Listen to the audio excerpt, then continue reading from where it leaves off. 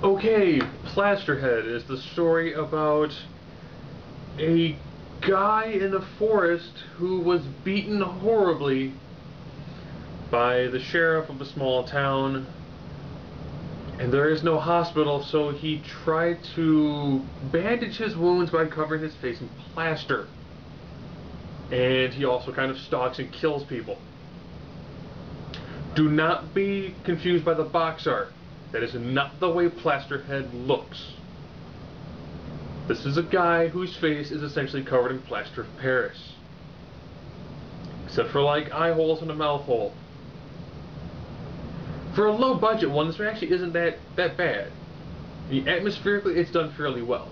It is kind of your standard. You've got kids who are on their way to Miami. They stumble across the backpack, find some information in it, then decide to try to return it to its owner because it has 500 bucks in it. And of course, like most times, they go to the house. They split up into two individual groups. One group tries to go out and, well, if we go out, maybe we can get some gas for our car. Okay. The other two stay behind.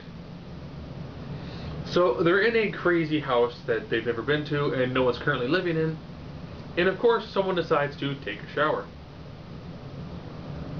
So most rules of horror films, if you take a shower in a stranger's house that is in a city you're not familiar with, you're gonna die. And she does. That's probably one of the most bizarre deaths in this movie. The guy drags her out by putting barbed wire through her mouth and pulling her, this way. And then there's a scene where she's fighting him. He's above her.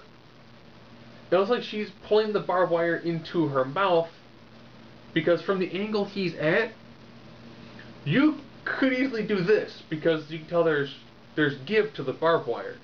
So that's just kind of some poor acting on her part. It's not bad in the way of low budgets. I've seen much worse. My biggest complaint is, of course, is that it's generic boogeyman, killer in a forest area. Seeing the box art, I expected a much better looking killer because, the box art shows almost kind of like a wood grainy sort of, and it gives a really good, impression to it. And then you see it's a guy whose face is covered in plaster of Paris. It's not bad for your low budget, campy slasher flick. There's not that much in the way of, slasher to it. And the acting is decent for low budget. The blood, not too bad. It's like I said, primarily it's decent atmospheric for a low budget horror flick.